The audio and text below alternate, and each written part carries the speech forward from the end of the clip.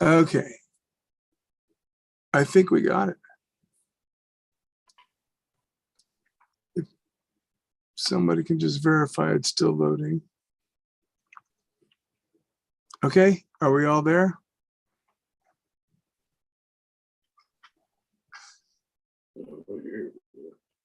Somebody can ask a question in the chat. Yep, looks good now, Luke. I see it on YouTube. Somebody Yes. can just, all right. Hey, it worked for once. How do you like that? All right. All right, with that, I guess we'll start our meeting. We're going to hold this as an open session like we did the last time, but we're going to start with pre-processing tutorial that Mark Ferrari had volunteered to show us for Astropixel processor. But before we could begin that, Gary, I didn't want to cut you off. That's okay.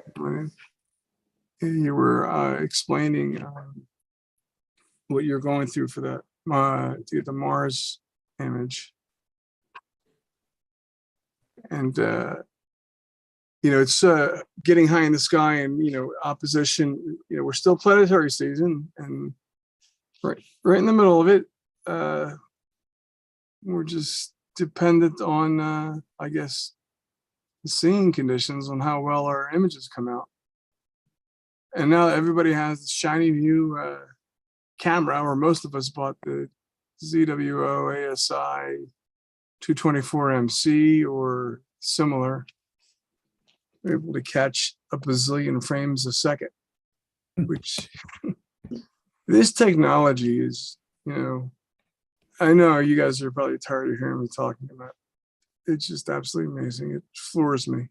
I was blown away with Mars being so tiny. I brought the region of interest down to about 200 pixels or something like that, to 240 pixels. I was shooting at 180 frames a second. Wow. So in a 60-second capture, I had 10,818 frames.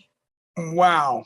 So even though the video looked like crap, basically, I mean, it was bouncing all over the place, all distorted and everything. I took the best 3%, 6%, like 10 and then 15, and 6 was sort of the sweet spot between noise and it starting to lose detail.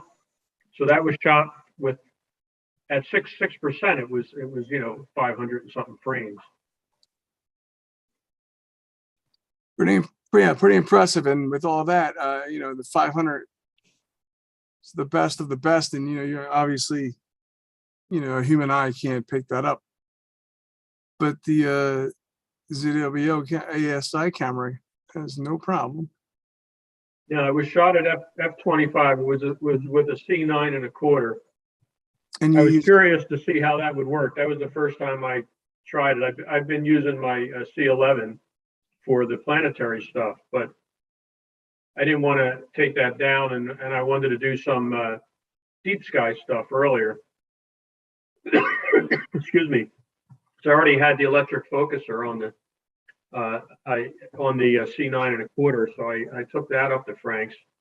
And earlier in the night, I had the 2600 MC. That's when I shot M13. I mean, I shot M57, but I got glare from Vega, I think off of one of the edges of my dew shield, and it was really annoying. So I didn't even process it. That's on your 9.25. What's that? That was from your 9.25. Yeah. Same thing happens to me with my 8. Yeah, this was it's one of those things, like when you're looking at it really stretched, you can see the glare, you can see the reflection. Right. When I was just looking at the subs, with just a preview, it wasn't really that noticeable. Just looked like a little bit, but then, unless you sit there and you use like a clone tool or something to pull it all out, it was like this big arc and it almost went through M57. It was like, you Yeah. gotta be kidding me. It comes It was really huge, close yeah. to it. Yeah. Yeah, I've never seen one that big from Vega. I mean, I was shooting 5-minute subs too. So that doesn't help. Well, I hate to say this, but I'm glad it's not just me. And I wasn't doing anything wrong. I hate that. That happens to me with the Hamburger Galaxy. It happens with a few other objects that I can't. It's not worth it. This one wasn't that bad. It's one arc. Yeah, it's a little bit of annoying, but there's some other ones where I have 2 or 3 bright stars, and sometimes they bisect the object I'm imaging. Yeah, I think this was cockpit error on my part. I haven't had a chance to verify it, but I pulled the dew shield. I grabbed the dew shield off my C11 because the one from my C9 1/4 had gotten a little like warped, and I didn't want to deal with it possibly being in the field of view or vignetting. So I just grabbed the one off the C1/4 and off the C11, and I just sort of used like a nylon webbing strap, like one of those cam lock kind of things, to just sort of cinch it on. And I think the edge, it's a reflective metal on the outside, and it's flocked with some fleece type paper with some black flocking. And I think the edge of the aluminum reflective part, the insulating part, was above the objective. I don't think I had it like slid down far enough when I kind of cinched it down. And I think Vega was literally shining off like an aluminum rim right above the objective. And that was causing the glare, because I've never seen it that bad. It was just like this giant arc.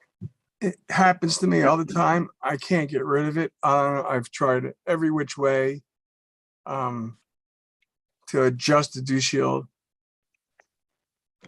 That object, the Leo triplet, and which other one? Now, if I come from the other direction, what's interesting is if I come from the other side of the pier, it's not as noticeable. Okay. Anyway, all right. Well, Remarkable, Gary. Thank you. yeah, Remarkable. definitely a good example. I have a couple slides I could show, just if you guys are interested at some point, maybe at the end or whatever. Just to For sure. my efforts. And some of that is with a question, particularly Gary, with some of the issues I'm having with the planetary regime, as we learned from Agapia, but anyway, if you want, I mean, I know Mark's ready to present, so we could certainly do that first. And, if we have time, I can just show them real quick. Well, Mark just Cool. disappeared. I Let's see. think the break front's going to present. I gotta make him into yeah, maybe I have to go to the bathroom. I don't know, but you want to go ahead, Joe? Go right ahead. Okay, let me see if I can share my screen. I mean, everything's an effort at this end. Yeah, People- I made you co-host. You shouldn't have a problem. Let's see.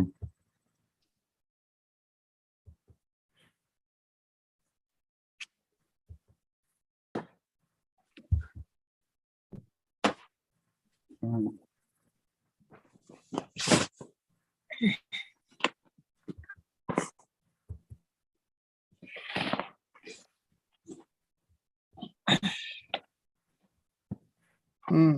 Well, already looks impressive. Oh, I don't know about that. Gary and I I was fortunate enough to be with Gary and Al one night up at Cherry Springs. And that particular night I was up there, I had a 200mm lens on a tracker. And You mean up at Blue Mountain? up at Blue Mountain, yes. And a couple days before, I had been going through uranometry, and I was looking in the back at some of the inserts, enlargements of the regular frames. And one of the ones they had was the scutum star cloud, which it really caught my eye because of the fact that it had M11, but also the fact that it had a lot of these Barnard objects. So it kind of caught my eye, and I thought, geez, I have never really seen that many images of that. Let me see if I can just try to do it with the 200 millimeter lens. So this is the result, and I'm sorry, I didn't investigate this further. This is, I think, about 80 images or something like that times 1 minute, taken at 1600 with a Canon 6D of that area. This is the kind of the northern part of the sputum star cloud, and it's showing M11 in the middle and a bunch of Barnard objects to the right, which is the north of that. And to the south, there's a little glob at the left edge. I don't remember the NGC number on that, but that was one of the objects that I had kind of captured that night. This is one that I captured on another night where it was cloudy and I was deciding whether to go up or not. And Gary and Al and I were kind of scratching our heads as to whether to go up. And I knew that it was my last opportunity for a couple of weeks to really get up there. So we went up there and it was about like 30% cloud cover. So I brought a tracker up there, but it has such a wide field that there's always a cloud somewhere in the field. And I said, forget that, after I set it up. But this is one I took with the Rasa. And I think since I love that shot. it was put online. And this is like 85. I took 125 frames or so. About 85 of them didn't have clouds in them or something. I was kind of surprised that it worked at all. But I didn't track for this because clouds kept going through and tracker would go off course, and it was just a real mess. But one of the interesting things about this was I shot it at 30-second subs. I usually shoot at a minute. So these were shot at 30 seconds. And I think the star images are better than when I shoot at a minute. And I've heard other people say that, when you shorten the exposure, the star images become tighter. And since I wasn't tracking, I figured I better kind of take short exposures. But one thing about this, I was happy with the star images that I am when it's clear out. So it's kind of an odd situation. So that was one of them. That's really neat, Joe. I love seeing those clusters of galaxies. Thank you. And I did a little. I'm in the middle of annotating this because I was kind of interested in everything that's there, and to just kind of I kind of just glance over things sometimes. So I wanted to annotate it, and I'm kind of in the middle of that. So I was looking at some of these objects and their distances and the magnitudes of some of them. And the fainter galaxies there were about magnitude 15 or so. But interestingly, the large object here, 7331, the little galaxies that were around that, I kind of always assumed that they were satellite galaxies, but in fact, they're not. They're as it turns out, 7331 is a foreground object, and it's about, I think like 40 million, but the ones behind it are about 300, 350. They're on leg with the distance for Stephan's quintet itself. So anyway, kind of an interesting thing. So I'm in the middle of looking at all the little galaxies that I can find in here in uranometry. I'm trying to look at the magnitudes. And so the other thing I just wanted to point out, I found this out later, was when you look at Stephan's quintet, the one that's bluer is actually the foreground object in the group. And that's similar. I mean, I think that's only like 40 million light years, whereas the others are, 300, 350, something like that. So that actually, the bluer one is the, I don't know if the red shifting on that has to do with the bluing and the others look redder, has to do with that or not. I mean, they're still kind of close to 300 million light years. I'm not sure whether but if I looked at that to me looks significantly bluer than the others. But that's only 85 30-second exposures, which is not really a lot of data. So I kind of was interested in the result. Anyway, that's just an enlargement of that area. It is a noticeably different color. Yeah, yeah. Saturn that I took under, decent ceiling a couple weeks ago. In Jupiter. Wow. And the question that I have for Gary is, I try to follow Agapio's, regimen for doing all this. And interestingly, he looks at everything at about like the 50% and then decides which ones to include. And then he, as far as I can tell on the video, he uses the best 10% of the frames to do the actual stacking. But when I look at my 50% and my 10%, the 50% stacks are much, much better than the 10% stacks. So I stack this at 50%. Like I use the original 50% stacks because the 10% stacks, I mean, they just didn't look nearly as good. And I don't know that maybe, I mean, the scene looked pretty good on my monitor, but I'm thinking, gee, maybe because I'm using a new camera, maybe the camera is good and the seeing really wasn't that good because maybe I fooled myself into thinking the seeing was better than it was. Was it noisy or what was the? Well, when I look at it, I thought it was rather noisy. And, usually when I break it down, like I used to shoot in RGB and blue channel was always like junk to me. When I look at it, the blue channel always looks awful, because the seeing conditions just aren't so great in the blue, but better in the red. But this looked, and this is a new camera that I'm using. Is it a one-shot color? Yeah, but there was a lot of noise in every channel. Like even the red had a lot of noise, and I kind of wasn't used to that when I was shooting with the monochrome cameras. And so what I tried to do is I looked at each channel individually and tried to smooth them, try to, use denoise algorithms to try to reduce the amount of noise.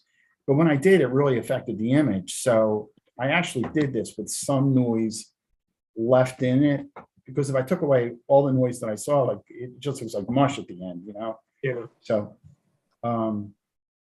kind of interesting. I'm still fooling around with it. And again, maybe the seeing wasn't as good as I thought, and maybe the camera is so good that it still looked decent on the monitor, What kind of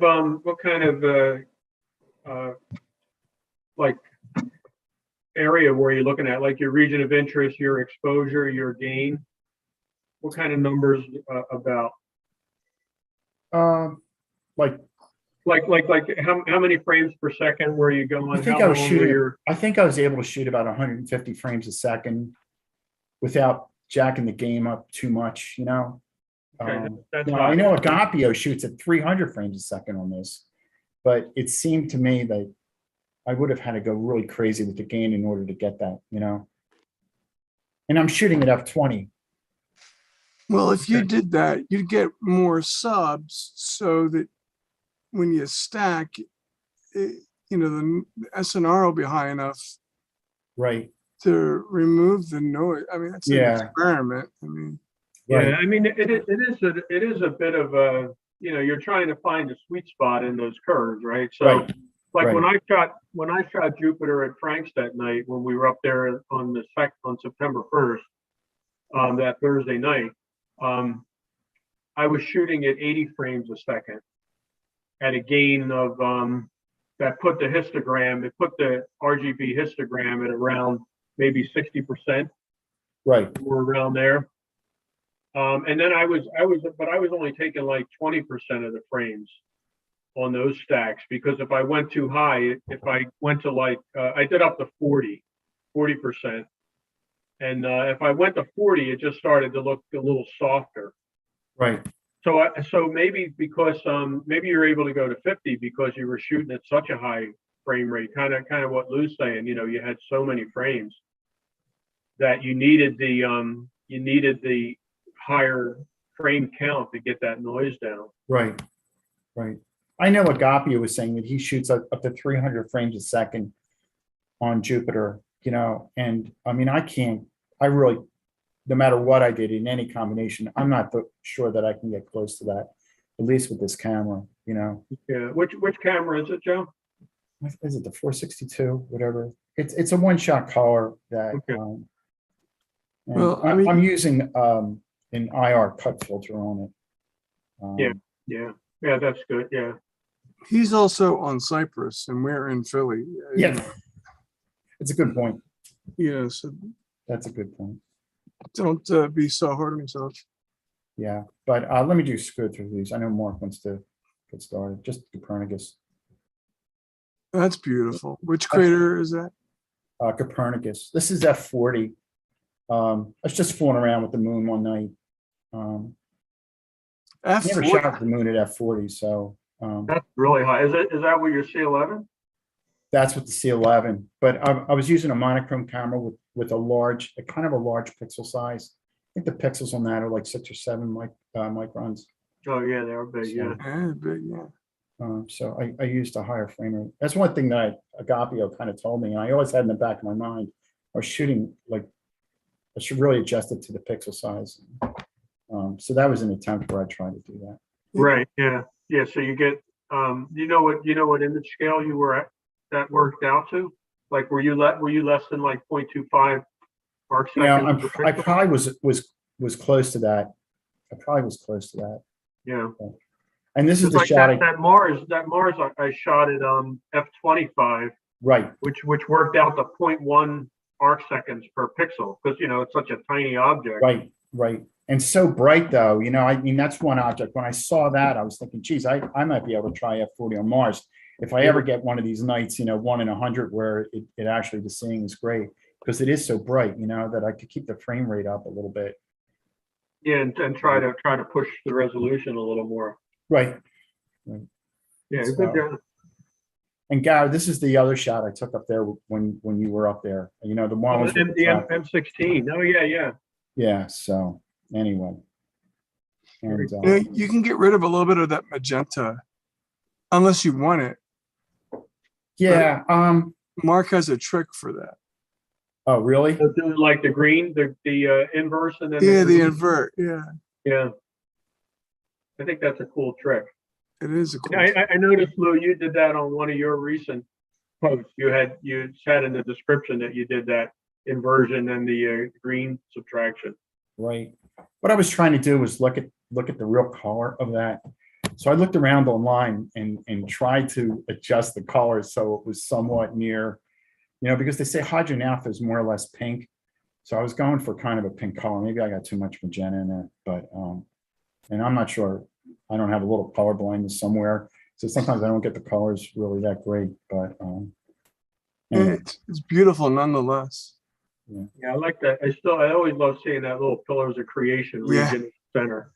It's Yeah, and always I cool. shot this once or twice before, and the results were pretty ugly. So it was just another attempt anyway. Sometimes That's great, great, good job. Yeah, there's a nice variation of star color too. I mean, Yeah, I like that too. yeah, I like the star colors. yeah. Thank you. Well, that's it. So let me turn this off here. Cool. Thanks, Joe. Good job. Yeah. Thanks for sharing, man. Uh-huh. Mark, the screen's yours if you want to show us Astropixel processor. But you're muted. You got to be unmuted first. Trying to press the ask to unmute You're button. still muted. Sign language. Do you know sign language? Sorry. There you go. Yeah, okay, let me start over. That's embarrassing. Yeah, I'm leaving for a 3-week astrophotography trip tomorrow morning early, and I've still got packing to do, and I'm not going to be back till December. So I told Lou I could do this, but I can't stay for the whole meeting. So I don't think it takes long to go through Astropixel processor. So I'm not going to run anything, but I'll just sort of show you how to set it up and then show you the results, if that's all right. Sure. I'm so jealous. This guy's going to Death Valley, all kinds of other places out there. Dress warm. I'm hoping for clear skies. It's been clear the past month, but now some of the Southwest is showing overcast next week, so I'm kind of Mm. scrambling to figure out where I'm gonna go exactly after this first couple of days, but I've got lots of places scouted out, so I'll figure something out for sure. So this is what it looks like. I'm using the Mac OS. This is what it looks like when you first open up Astropixel processor. And the first thing it does is it wants you to tell it where to put all the files it creates, the working directory. And so I just have sort of a standard place that I just use, so it's easy to click to. And then unless I'm doing multi-channel filter processing, I unclick this. If I'm just doing one session with one set of calibration frames and one set of lights, which is usually what I'm doing, I just uncheck those two. And then I just start loading in my frames. So I just go to the lights, and if I can, because I don't have the lights in the usual place that I go. So let me see. Didn't check ahead of time whether I'm going to be able to go to my Google Drive. Here it is. Okay. All right. So my lights are here, and you can just Control A. Yeah, Control A works. And so I've got 56 lights, and then I've got my flats.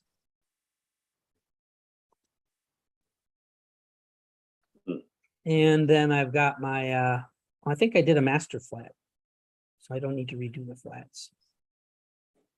Yeah, I did the master flat, so I can get rid of the flats. So to get rid of frames, you just click on the all button and then clean, and then all again, and now it's 0.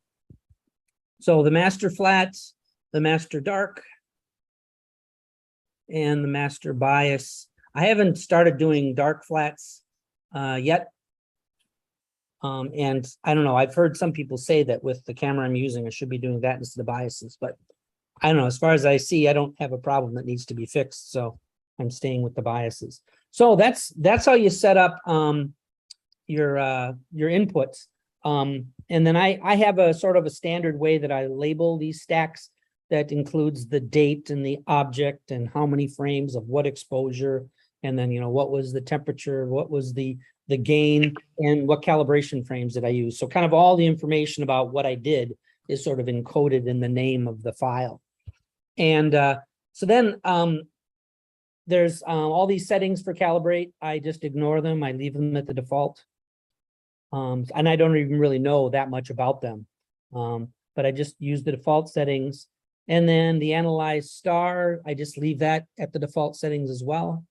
And registration, I leave that as well. You can just run the calibration and get the calibration files out, or run to the point of where you analyze the stars, including calibration, or you can run to any one of these stages, but I don't bother. I just go straight to the normalization as all defaults.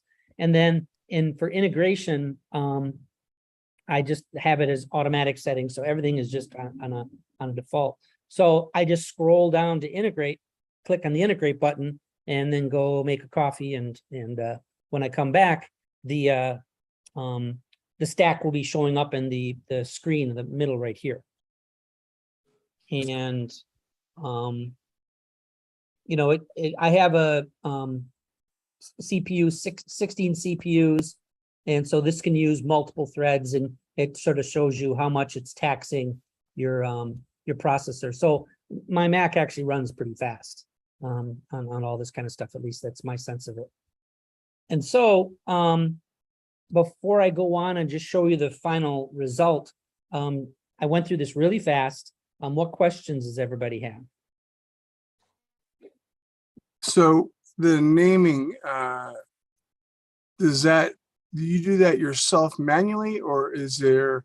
Yeah, yeah. So this was Is there an option for the software to do it? I did this on September 18th. So I will do Veil, Nebula, 2022, 09, what did I say, 18. And I'll say there was no filter. This was just the cut filter built into the camera. And it was 56 by what does it say? 300 seconds. And it was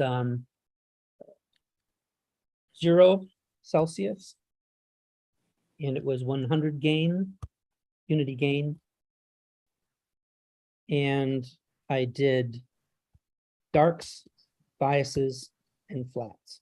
So that's sort of my system for how I name my stacks. So when I look at it, I get all that information. All that information, of course, is in the name of the lights, and it's also in the metadata of the individual light frames. But that metadata does not survive, of course, the stacking process. So I just put it in the name.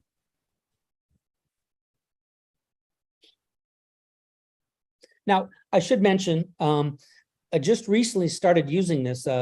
My mentors just suggested it. And so there's a tools list here. And I don't use any of these currently, but this remove light pollution is really, really nice. So when I do a stack, especially if there's, like the moon is out and I'm getting a gradient across the background, this does a really nice job of just zeroing that out.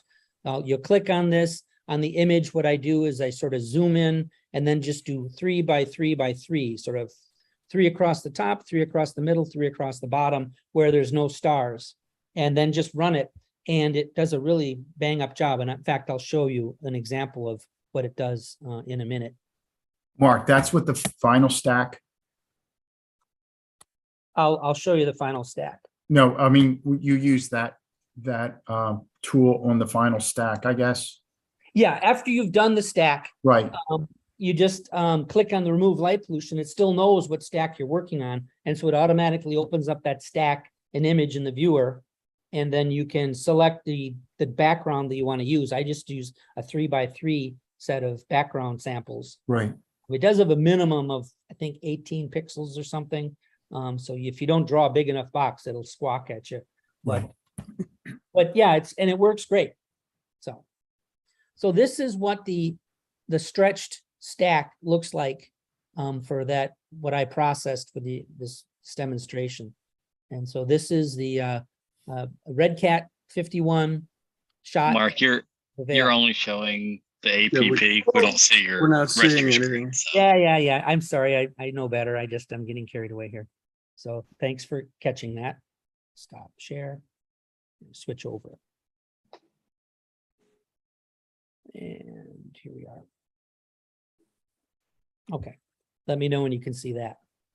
The veil. So this is what the stack looks like just with an auto stretch in PixInsight. And I just went ahead and I save. This is the star fields because I basically process the stars and nebula separately.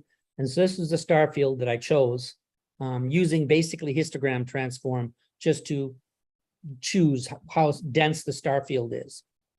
And then this is what the nebula looks like after processing. You can see I've still got some of this over here. I did not use the light pollution tool on this. This was actually done before I learned that trick. So I need to come back and reprocess this. And then the final result after combining everything is, oops, I'm not doing the right one, just a second. Share screen preview. All right. There you go. So that's just a very quick sort of a overview of Astropixel processor. I know for people that like to really tinker with the settings, I'm not going to be much help to you. I've just found that using the default settings get me where I need to go, at least at this point in my hobby. So, do you have any questions for me? I have a question, Mark. You are using PixInsight for your processing, but you're using the Astropixel tools for your for your pre-processing. Basically, is there a particular reason why you're using that over not using like PixInsight's weighted batch processing? Not particularly. 3 years ago, when I went to this astrophotography workshop up in the Adirondacks, that really just sort of supercharged because I was brand new to this hobby back in 2019. I had just bought a telescope. And so that was in like July. And then I was at this in October, I was at this conference. So basically, to answer your question, I learned how to use Astropixel processor and PixInsight at that conference. And the guy that I've still been considering my mentor, one of the instructors from that conference, he continues to use it, and he's very happy with using that combination. Okay, I have so it's played just around. basically the way, it's just basically what you had learned, and you just, Yeah. if it ain't broke, don't fix it. Exactly. Now, I Right. have fooled around a little bit with some of these tools in PixInsight, mostly when I was trying to figure out how to integrate comet images, and I was able to basically separate the comet from the stars, and then stack the comet and stack the stars separately, and that worked pretty good. And I did that in PixInsight. Although my mentor tells me I could have done it in Astropixel processor, I just haven't learned how to do that yet. I So, see. Okay, thanks.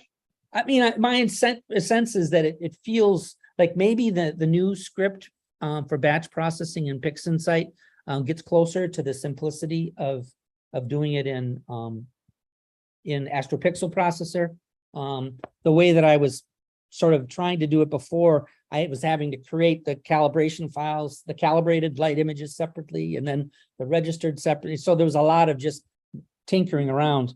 And whereas this with Astropixel processor, it just kind of does everything and insulates you for some of the complexity, I think. So, Yeah. so.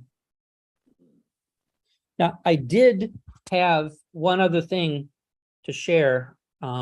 Basically, it's my most recent image. I was out just for the first time. I thought I'd try doing some narrowband on Andromeda because I'd never tried it before on my Red Cat, which is the first time I've shot Andromeda with the Red Cat, because I got it in January and didn't really have a chance to shoot Andromeda until recently. And so I did most of the night, and it was pretty dim on the dual band filter. So just at the end of the night, I said, just for kicks before I pack up, I just did 6 images, 5-minute images, 6 of them before I shut down, just to see what, and they were much brighter, of course. And I actually got a pretty nice image. So let me switch back to PixInsight. Which filter? You're saying the dual band? Is that the L Extreme one you have? Yes. Or I have the ultimate, the extreme, and the enhance, all of them, but I was using the extreme in this instance.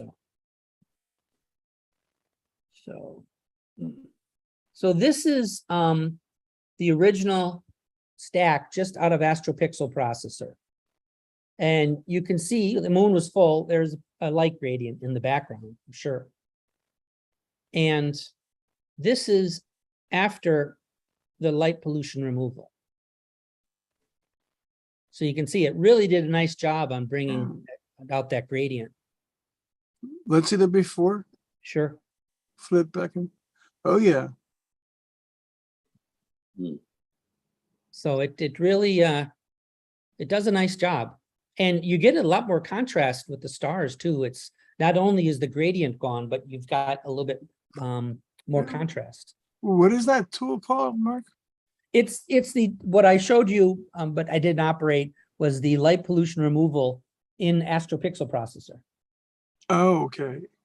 So I didn't do it on the images that I prepared for this meeting because I just started using this tool. But I just thought I'd show you, this is what that light pollution removal tool, LPR, does in Astropixel processor. So is that exclusive to Astropixel processor, or is it Oh, I'm standalone? sure there's equivalents, in all the other tools. It's just something that literally, like I said, you open it, you say, I want to do light pollution removal. On the image you select, I did do 9 background images, a 3x3 matrix on the image, and then press go, and you get this. So it's just really simple. I see Really that nice it's a one. huge time-saving tool. Wow, really impressive. Yeah. Mark, can I ask where you shot that? I shot this in South Jersey at the South Jersey Astronomy Club's field in Belle Plaine State Forest. Got it. Yeah, I know where that is. The Bortle 4, Right. and it was with a full moon. Like, I mean, like it was like a streetlight on. It was so bright. I mean, Harry jokingly said to the South Jersey group when he told them we were going, "Yeah, it'll be a full moon, so we'll be able to read." Right. Very nice. So, and then I did just save the rest of the steps. So then I did a color calibration step in PixInsight, not a big difference. And then this is a star exterminator. And so this is what I get when I remove the stars. And it really does a nice job of not leaving any artifacts, it does a better job than anything else that I'm familiar with. And so let me just then. And this is on linear data. Correct. I haven't done any stretching. You can see this is still auto stretch over here. Impressive. And then this is the star field. And this is auto stretched. And then this is the star field after histogram transform. So now it's no longer linear. And then the only other thing I do with the stars, sometimes I use the green removal. I didn't do it this time. I just bumped up the saturation. That's my taste, to try to accentuate the blue and the red stars a little bit. And then on the star exterminate on the nebula part, I did easy denoise. So this is before easy denoise, and this is after. So I don't know whether you can see it on your screens, but this is pixelated over here, and it's a lot smoother out here. So. And then the next step, I do a histogram transform on it. And then I did a dark structure enhance script. It does slightly accentuate some of these dust clouds here. And then I do an HDR transform so that I don't have so much of a overexposure in the core. And so this HDR transform does a pretty nice job of that. And then I do a curves on this. So I make it a little bit more of a black background. And I can see even more of the dust clouds now with curves. And then I combine them together, and this is the final image. Oops. This trackpad is just the death of me here. So anyway, that's just a quick and dirty of what I did on Saturday night with just 5 frames. This is 5 300-second frames. That's it. Wow. Yeah. That's all I did. Like I said, I did like 3 hours with the dual bands, narrow band, and I just didn't get as much data as I do here. Good. I think most people don't use the narrow band of galaxies by themselves. They use it to add on to the RGB. And so that would be the next step, I guess, is to see whether I can add any more detail by using the narrow band to add it to this image. Now, cool. I'd be interested in your comment. I see Andromeda where it's a lot whiter. And so I don't know whether this is more of a true color of Andromeda or if I'm missing some processing steps, because it's kind of yellow. It's not really as bright, pearly white as some of the images I see. What's your sense of what the true color is of Andromeda? My sense is that it's fairly white, based on other images I've taken from years ago. I haven't done anything recent, but one thing I found as a tool in PixInsight, which is really helpful, I find, is that photometric color calibration, where you basically give it the object, it gets the metadata, it knows kind of some of the stats of what time and pixel size and all that kind of stuff, and then it does a plate solve and then compares that to sort of the astrometric data that's in these databases from fully calibrated sources. And that I tell you, that's been really, I could see, like, it's subtle sometimes, but it just makes it, it seems like it makes it look right to me. I don't know how else to say it. It just kind of, it's like, oh, wow. Now, I've Even though never it's done that. subtle. I've used that, but never on a Galaxy. And I guess I maybe incorrectly assumed that it's just adjusting the color of the stars, but it seems like you're saying that it would also know how to adjust the color of the galaxy? I think so, because I think what it does is it, I mean, well, there are things you can do with it that can force that too. Like you could take a preview, you could do a preview of that, of the very center of that core, you know, zoom in, and you can set that as a white point. You know, you can do that, but even Right. without doing that, I think what it's doing is it's looking at the star field and calibrating it for like a true white point based on the star field. So objects that are contained within the star field are still following the same curve adjustments or rule, you know, in terms of its RGB Right. adjustments. Well, that makes sense. So it's basically using the stars to determine the adjustment, and then it just applies that same adjustment to the galaxy, you're saying? Yeah, I think it applies it globally. Yeah. And I mean, I haven't done like research into exactly what it's doing, but it seems like that's what it's doing to me. And I've tried it on like M64. I've tried it on a few Galaxy shots, and it's kind of makes them look right compared. And I know that sounds silly, but it tends to be a little purer color to it. Right. But Yeah, I've also seen M31 where it's like people really accentuate the blue. Mm. And like the outer, I'm pointing to your picture, like you can see my hand. But Yeah. you know, where you did the enhancement for the dust clouds, where there'll be a ton of blue in that. But they don't. When I look at you know, like more like calibrated pictures of these things, like astrometric kind of things, you don't really see that intensity of blue. Right. Well, I've used the photometric calibration on a monochrome star field from H alpha to try to make color stars out of a narrowband data set. Oh, interesting. And that does seem to work. So it is clearly looking at a sort of a database of what the color profile of each of the stars is, it would seem, and is adjusting to get those colors. So it's if unless my eyes are deceiving me, it isn't just applying the same color balance to the whole image. It's actually individually changing stars based upon what their star should be. No, that would make sense if you're seeing that with a monochrome image. Yeah. So then that would argue, why would it work, or question why would it work with the Galaxy? Yeah.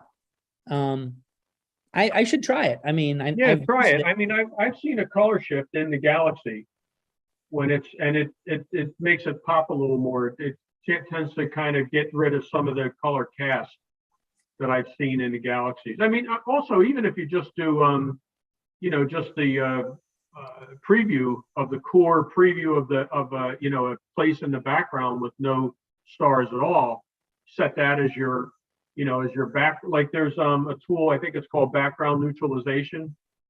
Oh, yes. That'll get rid of some color cast too, because it knows what color the sort of deep space is supposed to be. And sometimes with a, you know, rich star field like this, you have to zoom into a pretty small area Right. to get something that doesn't have the, you know, corruption, the light corruption from the stars. Well, when I did the color calibration on this image, I just took a preview of a space with no stars and used that for the background reference. Right, right. And use the whole image for the white reference. You know, you could preview just the galaxy instead of using the whole image. Right, just the core of it. So if I would have just done a second preview of just the very center of the core and use that as the white reference, I would probably get a lot less yellow image. I think so. That's what I've done with it. I do a real tight preview of just that bright core. Okay. All right, thanks. I'll give that a try. Yeah, And then before, I'd be curious to see what it did if you use the photometric color calibration tool also. You might want to run that as a comparison. Yeah, before there was photometric color calibration, that's the only way that I learned how to calibrate is the way Gary just explained. And Just- then that was a hassle because you have to find a dark spot and but the photometric makes it so much easier. just a little trick when you're using plate solving in PixInsight. I find it just a real nice shortcut to open just any of the light frames, which has all the metadata in it, and just run the plate solve under the scripts for that image. And then it populates everything that you need to do the plate solving on your actual stack.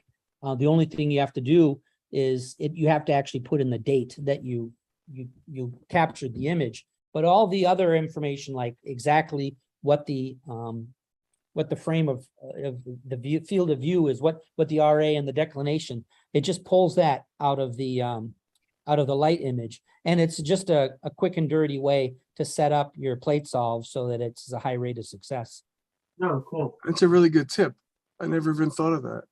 Yeah. Thanks, Mark. Yeah, sure.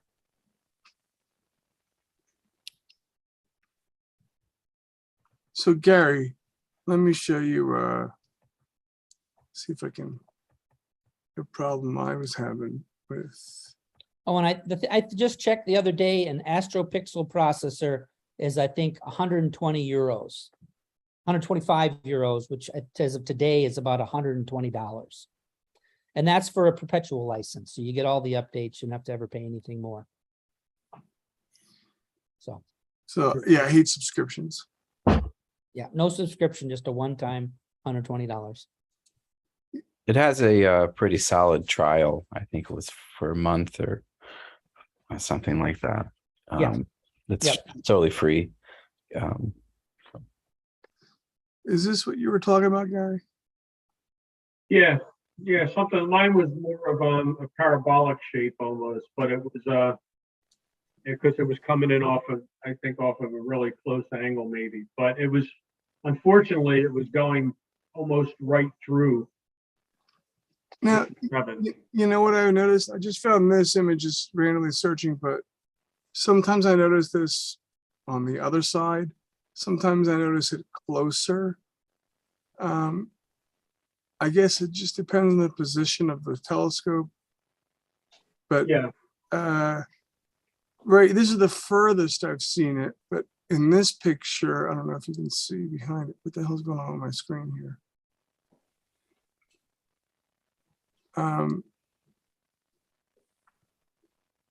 No, I'm stuck here.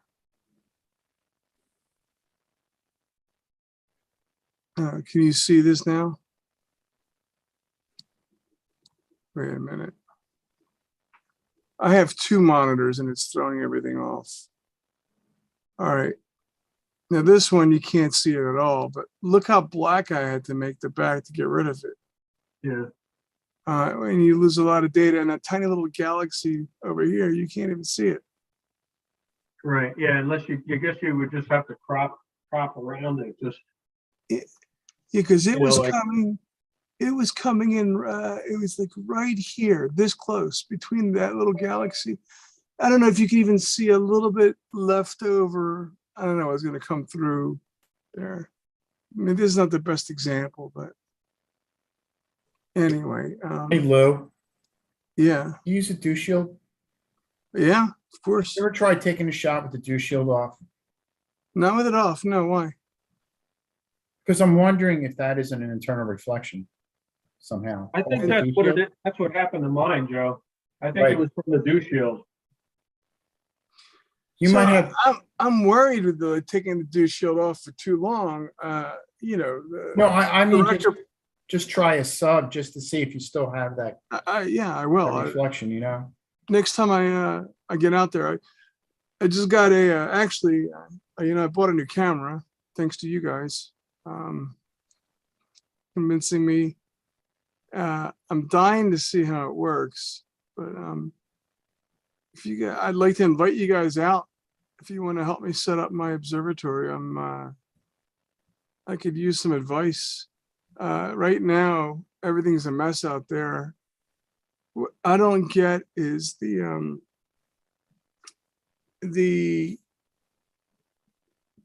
cable, the USB cable that came with the camera is just barely long enough to allow me to slew all the way around.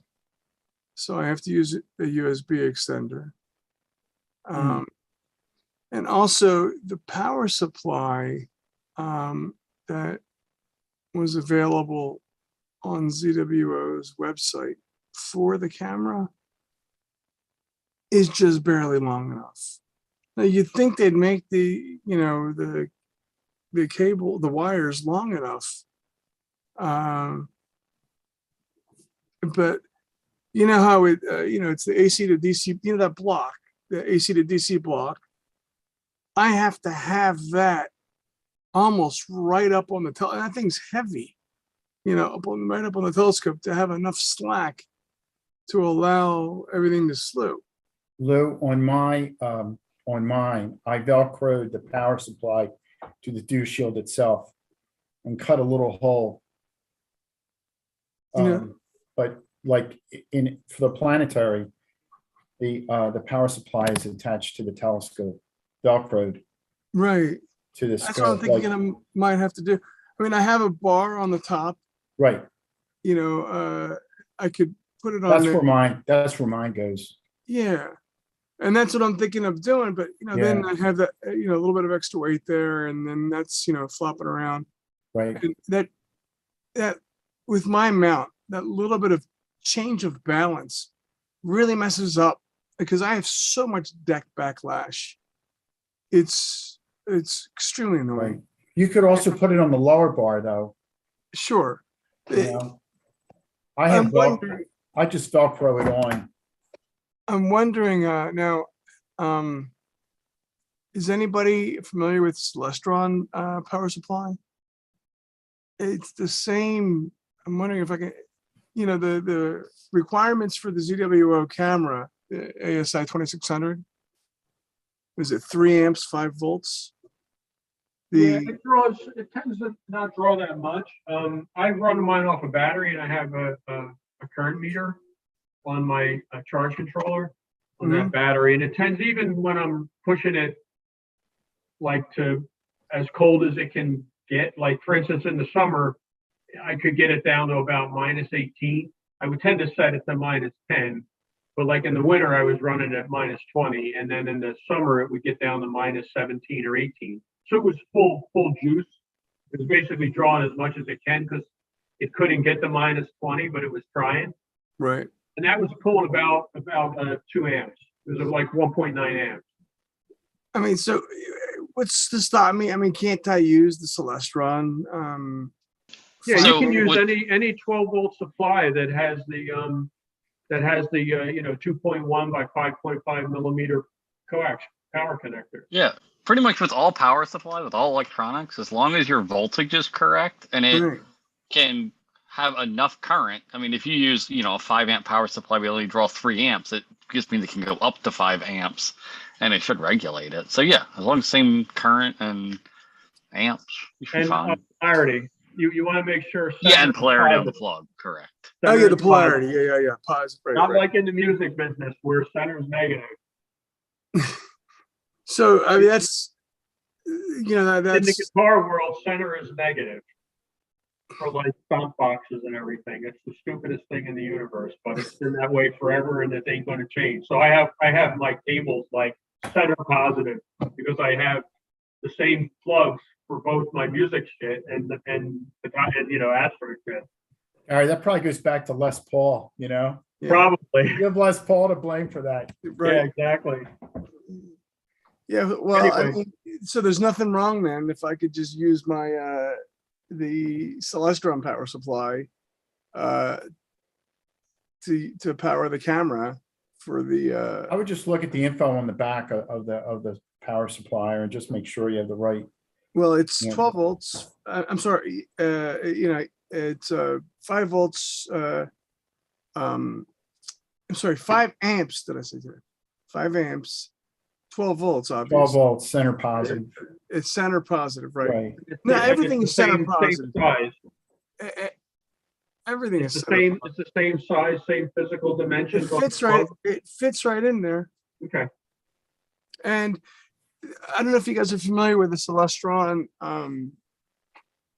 setup, but they give you a little, okay, Celestron has a little screw where they screwed their actual, the DC power supply, little what plug, that what is it, 2.1 millimeter, whatever it is.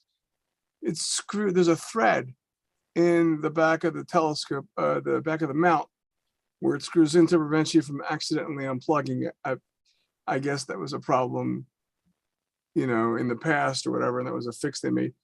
But they also added an extension, so there's this like a 3-foot extension.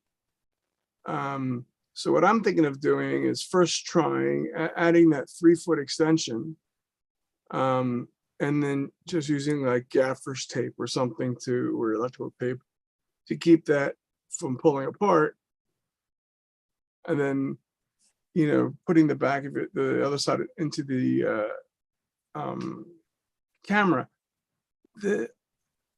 What I'm worried about is I was so with the DSLR, there was no way, you know, it was really hard to pull the power supply out because it was the battery compartment basically held it in place. If I'm slewing around now, I am expecting this to get unplugged every once in a while. I'm wondering if there would be a way I could avoid that. So I would love to have you guys come and help me set this up.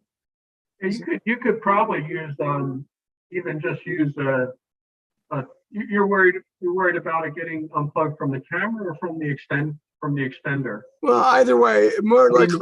Because on the extender, they're going to be in line. You can tape around them. Yeah. On I the don't- camera, use like a twist tie or like a tie wrap or something, and just fold the cable back to the body of the camera. Put a tie wrap around the whole camera, and then it'll only pull against the camera. I mean, you know, it's still going to mess up your image if it tugs, but it won't. Right. Right. I mean, that's the thing. Now I'm already at, you know, the length of the cable is a premium, you know, it's a premium there. Yeah. So I actually have 2 extenders. So You wouldn't lose much. You'd only lose a couple inches. I mean, I do realize every inch matters, and no pun intended. But you know, you could bring it right to the, like that power connector's close to the edge of the camera. On that camera, it's only maybe 1.5 inches in. right, You might only lose 3 inches of cable or something if you do that trick. right. It's And not I do much. have a second extender, or I could use the Celestron power supply instead, and then there wouldn't be an issue at all. The other thing is, now that I have, what I do like about the ZWO camera, it has the USB hub. So that also gets rid of some cables. Yes. So more of the, you know, more of the slack, I guess, is going to be, more of the force is going to be relying on the power supply to hold everything, you know, that power cable to hold everything in place. I'm not sure how many more cables are going to be going up to that camera. So I have the dew shield cable coming down. I have, I won't need the USB cable for the off-axis guider, because that's going to go right into the doohickey into the camera. And the focuser is a USB connect. So the focuser has 2 options. I can go Ethernet or USB, and I have been going Ethernet, but since I have the USB hub there right on the camera, I suppose I could just, you know, use that as one less cable moving around. And of course, yesterday or 2 days ago, when I pulled this thing out, the USB cable connection, it's a neat little plastic bag, and I pulled it out on my desk. I can't find it. And the only way I can update the firmware on this stupid focuser is through the USB cable. So I look at Optics website, $75. It goes from Ethernet to USB. And you have to use their cable. Crazy. So, you know, as soon as it comes in the mail, I'm going to find the old one. Oh, geez. That's, You know how it works. yeah, but you can't just go USB to USB. It has to go through Ethernet to It's USB. Ethernet. It's a focus. The focus links is the controller.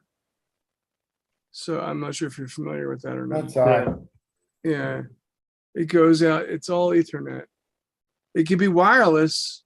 I can go Wi-Fi. But if I mean, I suppose I could try that.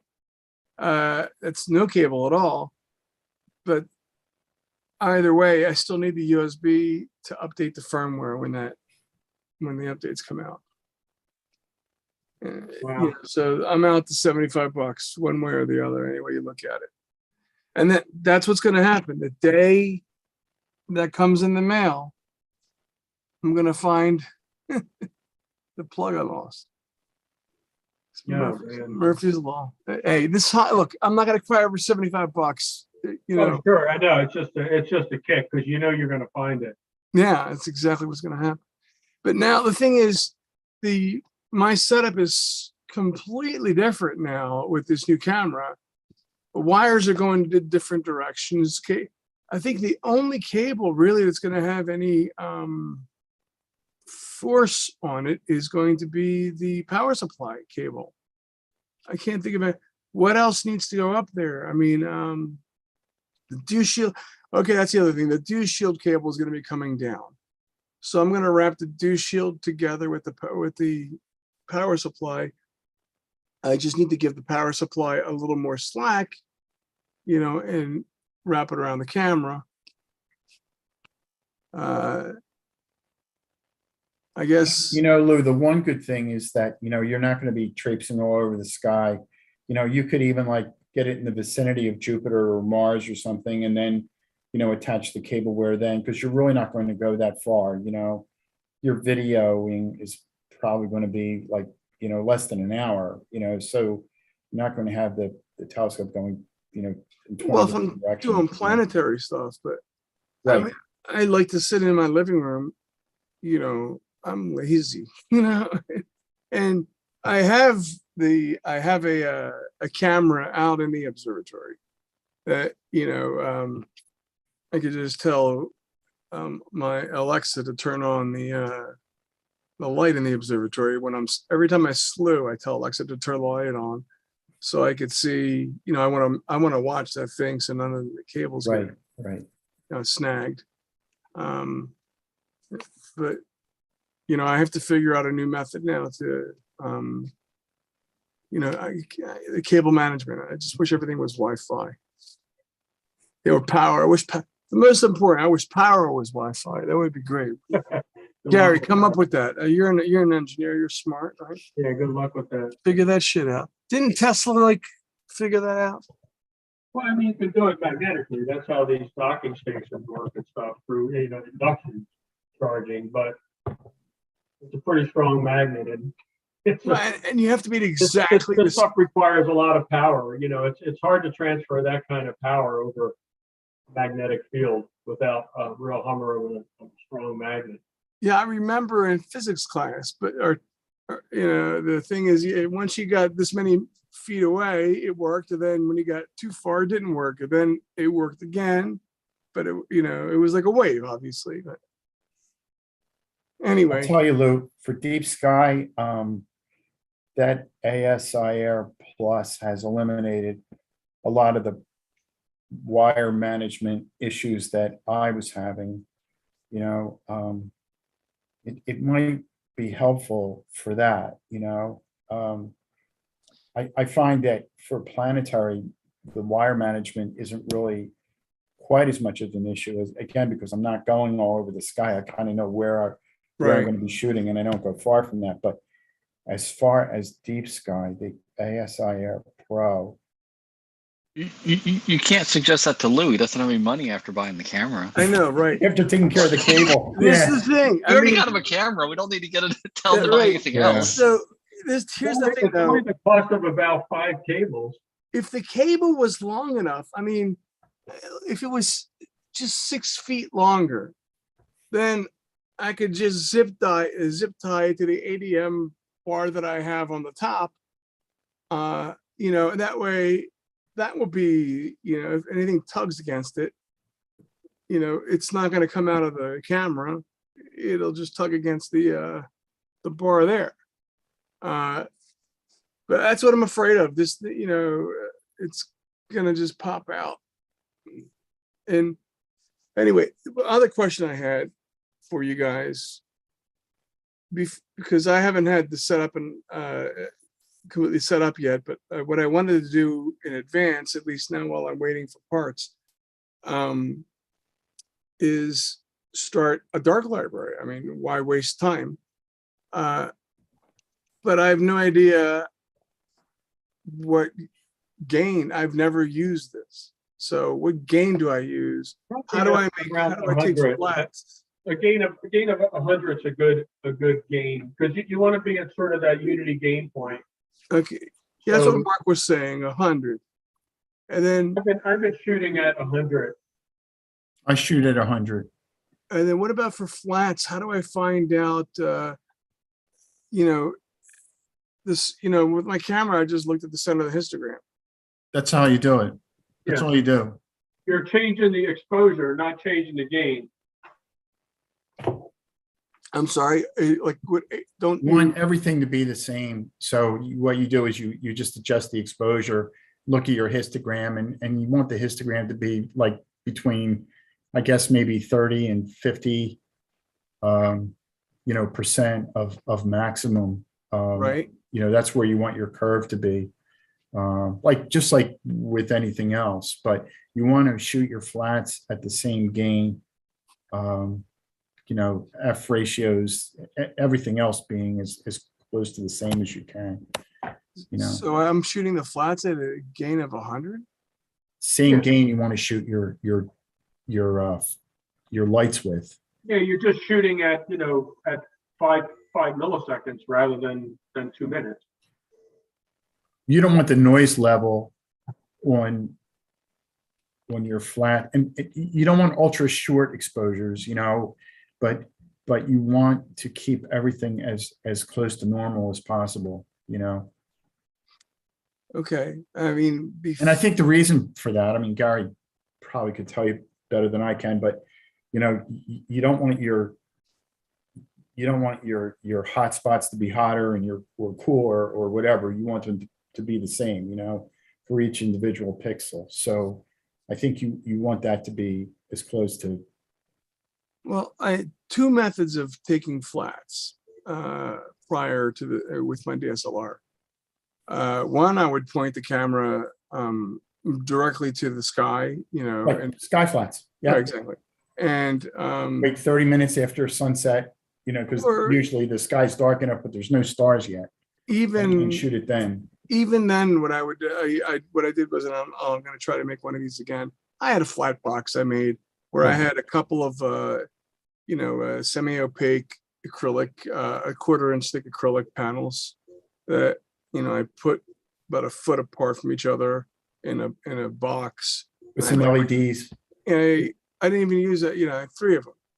And 3 or 4, I don't remember how many I had, but the box I made was flimsy. But at any rate, it died after a year.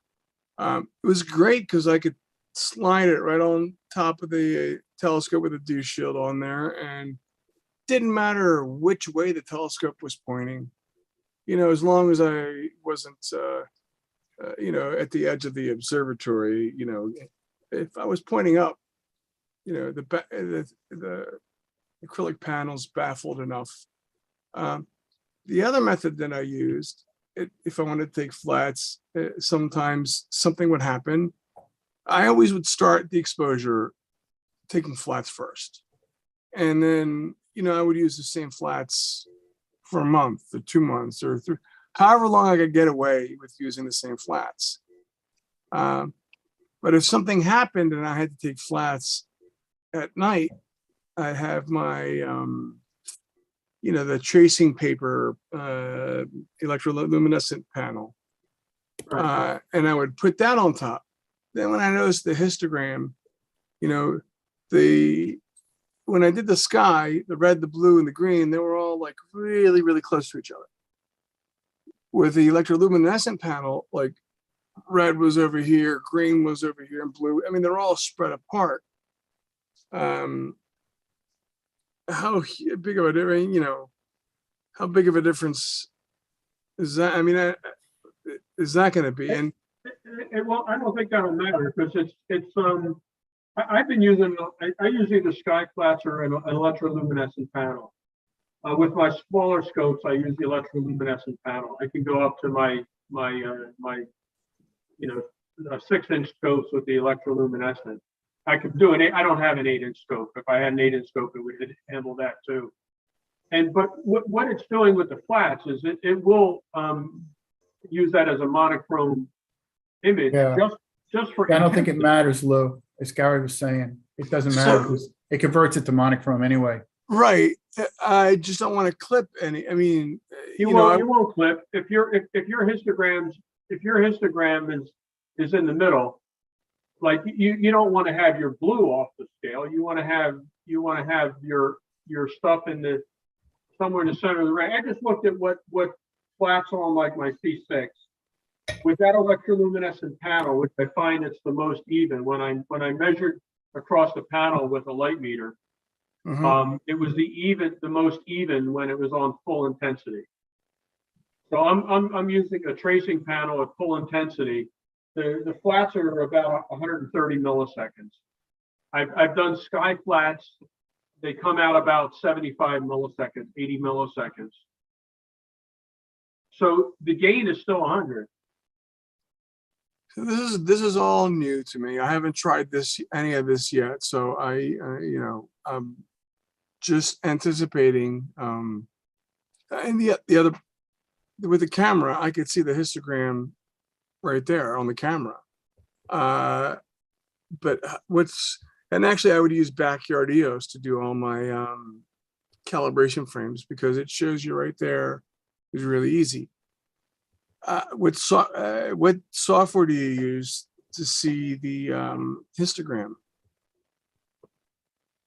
Well, I use SharpCap, but I've also done it in other programs like Nebulosity, which is an older program that most people don't use anymore.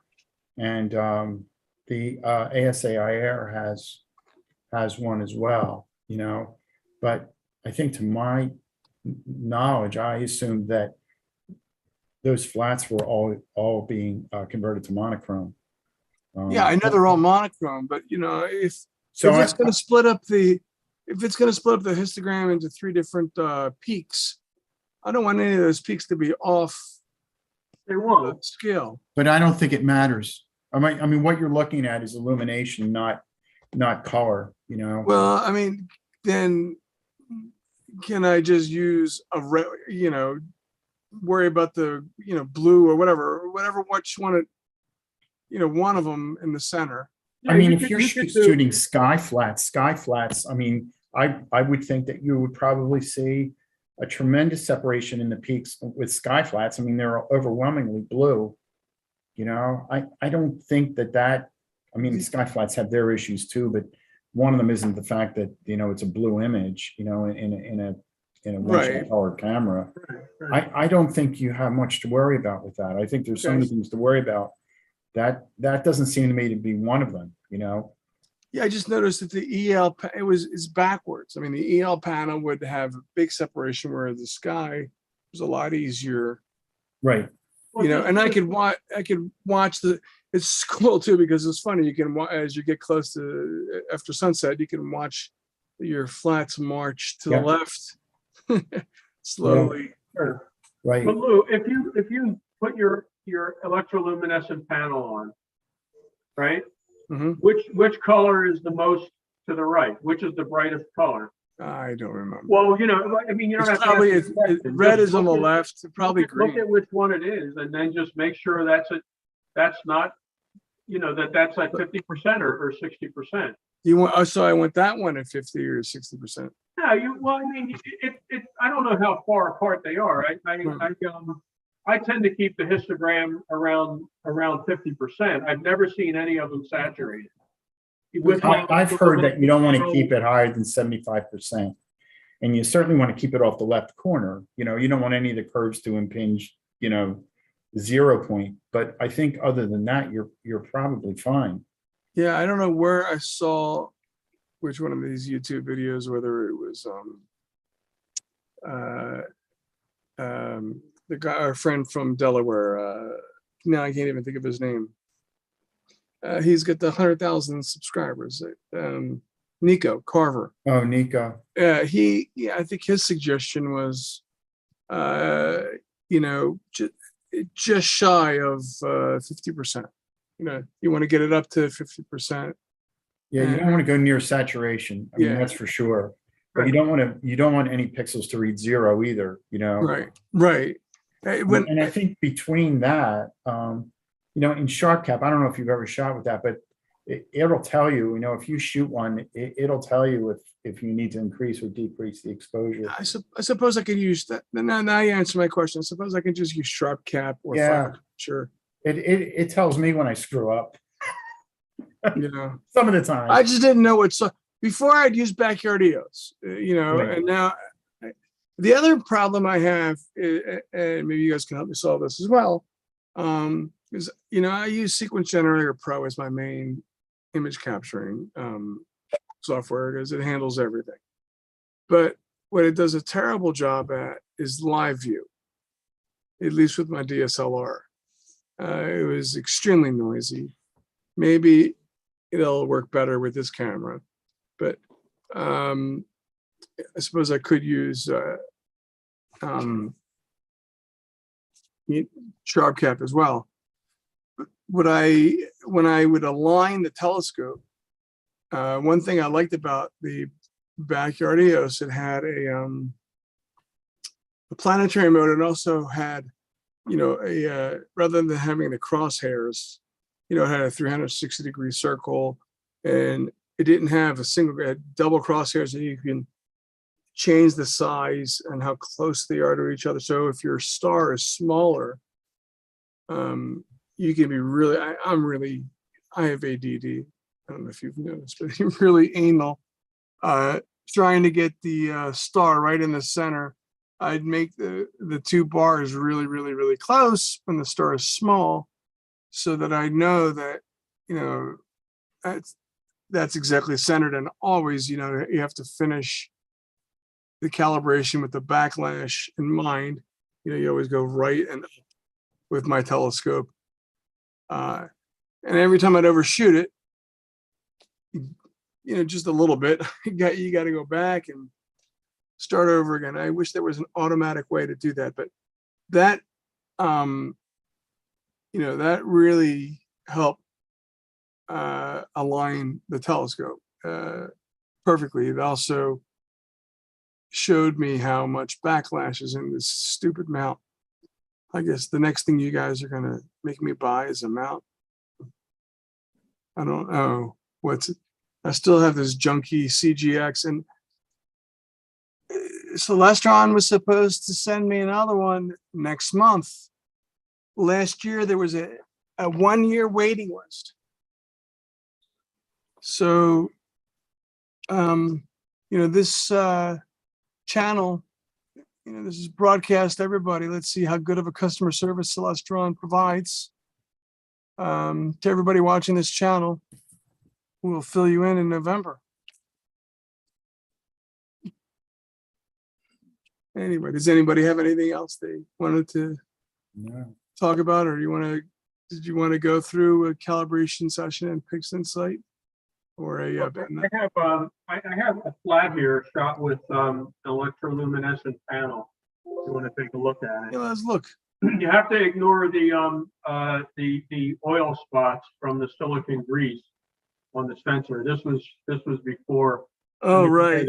Let me share the screen. Hold on here. I need to get back. Speaking of which, guys, do you with your extenders and adapters, do you put any kind of lube on there to keep them? Never. I don't, never have, Like the NTCs or anything like that?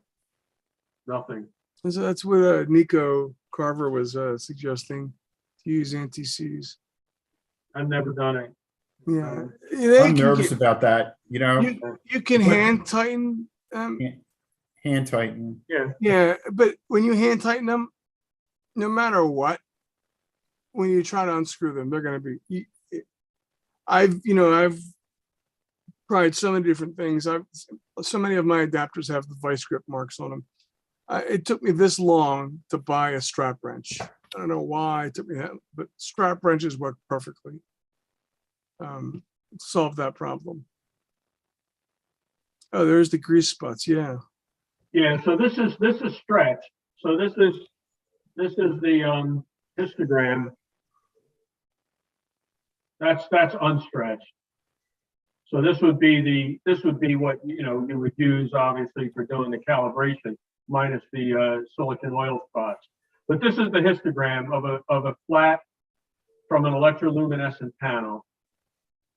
So you're this at is 43,000 ADUs there? This would be in like 16-bit, right? This is 2 to the 16. So it's almost perfectly gray, it has very little, Yeah. yeah. So there's the separation between red and blue is not enough that the red's going to saturate and the blue is going Yeah. to be a 50%. Mine or was something so like that. much farther apart with my DSLR. I mean, more than a half of the screen. So I had to really. I pay mean, attention. I thought you were talking about the 2600. This is the 2600 M6. I haven't tried the 2600 yet. So Yes, but this is what you could expect. okay. This And is this an is, electroluminescent panel that looks fairly white. It's these numbers on the bottom, they're ADU, right? Isn't that? yeah, basically, this would be like a 16-bit converter, right? So this is a 16-bit That's a 16-bit A to B format. converter. This is 2 to the 16, which is 65,536. Right. But Lou, I don't think that, I don't think that 2600 is going to show you much in the way of separation on its own. It all has to do with the incoming light, if it's overwhelmingly red or overwhelmingly blue or overwhelmingly I green. wish I had an example. That's what's going to cause the separation in the curves. Yeah, but even with sky flats, I looked at one of my sky flats. I didn't copy it to this computer just now. I could do that, but I took some sky flats up at Cherry Springs, and if I look at those, let me look at a sky flat. I wish I had an example to show you guys, but I don't. But Yeah, if I look at a sky flat, it almost looks like this separation flick. There's blue is on the right, but not by much. It's actually narrower than this so on the sky flat. you're telling me I have nothing to worry about. Correct. All right. You're worrying about. I don't think you need to. And then I wanted to show you quickly. This is overstretched just to show. But look at this insane halos. Yeah. There's one. Wow, you have a one lot here. of them. Yeah, there's another one like a mirror of it here. There's Yeah. one this way. There's one this way, and there's one here. I get this. It's some not all like the M57. No, I only get one.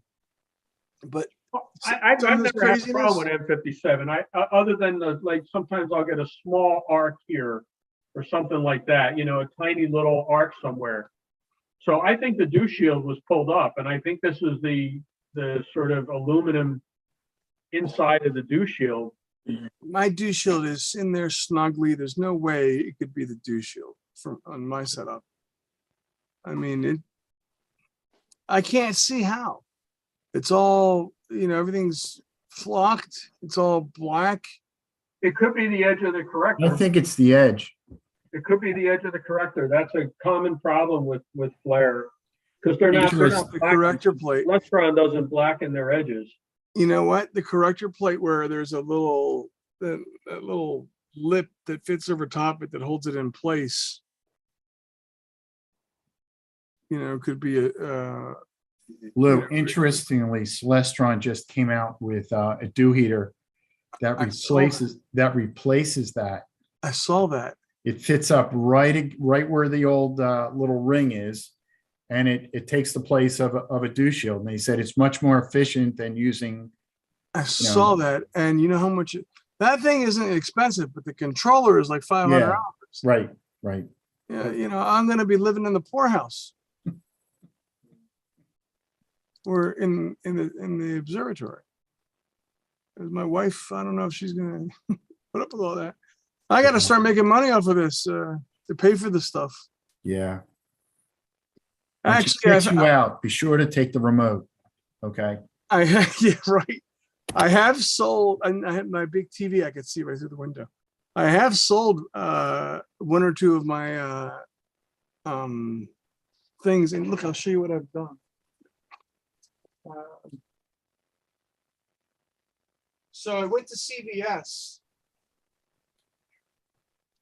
and I printed these. I don't know how well they're coming out there, but they look great here. $7 each. How about that? Very nice. You know, and there's a whole bunch of, and they're, you know, they're 12 by 16. You know, and actually I have them in the, then I went to Amazon and I bought some frames, cheap ass frame. I bought, was it 5 or 6 of them for $28. They have plexiglass, but the plexiglass is really reflective. So if you want to give a gift to somebody, you know, see, look how reflective it is though. The glass is so much better. And then so then I go to Ace Hardware to get a pane of glass, and they rip you off there for $10. But I had glass in my garage, and I tried cutting it myself. I wound up cutting myself, not. There's a difference. Then you know you have the crazy ass sizes, like then it's expensive to get a frame. You know, I just love printing these. But these are perfect gifts. Like we have such, you know, all of us have great images here. Have you ever considered giving that as a gift to somebody? When you're looking for, you know, something Makes sense. convenient, you know, it's like it came from you, so it means something, you know. It's not like you put more thought into it. You put a lot of work into it, so somebody might appreciate it. The thing is, you can give the same gift over and over again. So, you know, I gave one to my doctor. You know, he loved it. You know, the guy who cut my grass, he's like, "Hey, what do you have inside the shed there?" Like, oh, really? Oh, I love that shit. Yeah, here you go. You know, and now he cuts the grass. He makes sure, you know, he does a great job. You know? Yeah, I have oh, sorry, Lou. Go ahead. No, I was just saying that how attention to detail. No, you know, people appreciate that.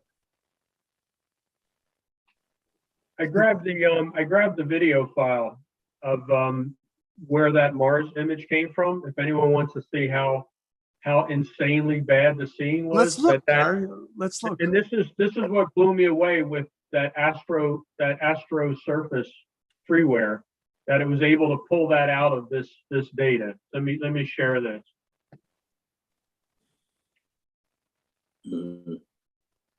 So this is the SCR file. Oh, wow. And I'm amazed you even attempted to. I tried it with auto stack card and then Registacks, and I just put them away. I just said this is pointless. And then I downloaded I was reading a blog and they talked about this Astrosurface, and I thought, let me give it a try, because Spell had that, just- Gary. I had just answered some questions on one of the, Astro Imagers things. Like somebody asked, what kind of setting? Oh, it was Bob Madiri had asked what kind of settings. He was asking Tom Nolasco from one of the images that his Jupiter image. And I was filling him in on what I kind of do and some tricks that I've found with Registax. And, it's a bit of a guessing game, but with this Astrosurface, it was and Auto Stack Art is what I use to do the stacking. This is what it was working with to start with, which is What was the name of this software? You said Astrosurface, Astrosurface. and it's free. It's freeware. I'm gonna download it right now. It's got a nice user interface. It's very, very simplistic. Not like 6 levels of sliders. There's, for wavelets, it's kind of coarse detail, fine detail. Then you can do a pre-noise reduction. You can do a post-noise reduction. Like with your deconvolution, like you can see it's settling down a little here. Yeah. This is why I took the best 6% of the frames. So Gary, this is in place of Registax? In place of wavelets and Registax. Right. Impressive. Too, but I like Auto Stack Art. I like that. Now, did it have an RGB corrector? I did have the ADC on this, yeah. It did. But it's pretty hard. It was pretty hard to set it, Joe. Well, if you can't focus, you can't use it, Right. So this is what I just left it where it was from Jupiter, which I had imaged, Right. half an hour earlier. Other than changing the level, I made it level.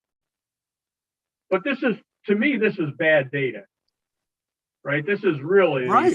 I wouldn't have even tried. And then Pretty you impressive. saw the result. Yeah. Saw what came out of that. This is looping now. Yeah. Yeah, could I see, do you have the result handy? I didn't see it, actually. Oh, I'll look on the website. yeah. Hold on. Let me. No, don't worry. Don't. I'm No, sorry. I want wanna to see. I want to see it again too. I 'Cause want now to that put the pre-processed image up too. Let me just grab that. If you just give me a second. I've used my laptop is the only computer I have with a camera and stuff, so Right. I don't tend to use that for the for this work. So let me just open my shared drive and then I'll grab it. Oh, I already have it open. That's why I can't open it. I'm looking for the shared drive and I already have it sitting there. So let me just get over to the Mars images. Astrosurface EXE, here it is. All right. And the nice thing is that you don't have to, there's no installation. It basically, you unzip it and you just run it from that directory. Right, interesting. So you could, it's portable if you need it to be that way. So that was, let's see, so that was 6. Yeah, hold on. So this is the, I'm going to pull up in a second.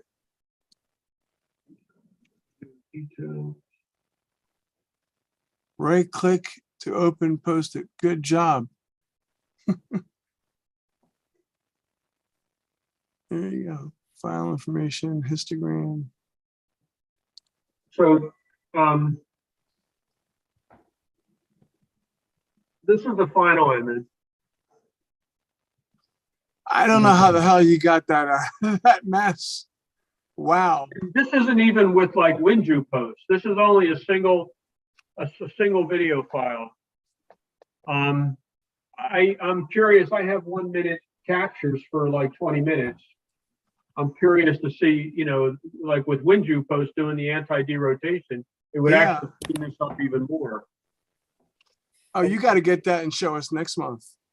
Let me see if I have the, yeah, so this is, I guess you have to do just one at a time. Hold on. So this is right out of Astrosurface.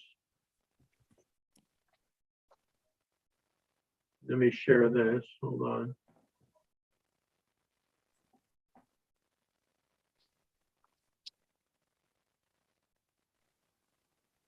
That's right out of Astrosurface.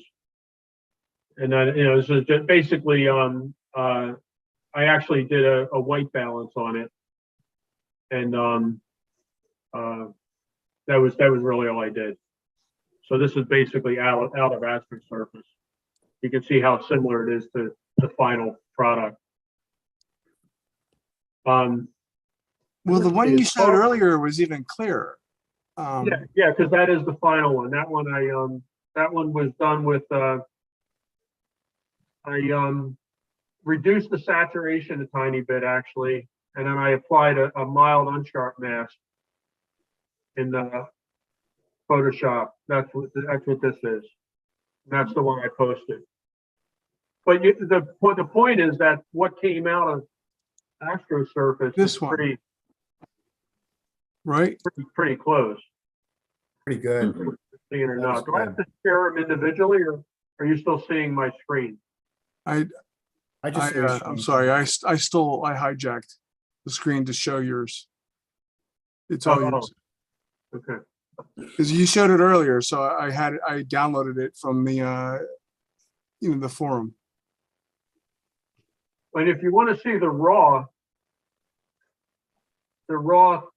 TIFF, let me show you that. This is what I put into Astrosurface. Let me show you that.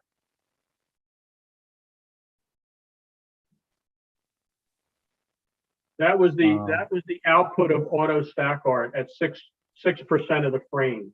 Can you show us how to use that then? That Astrosurface? Is it a long process or? No, it wasn't long at all. I'm not even sure I have it on this computer, on my laptop. Let me see.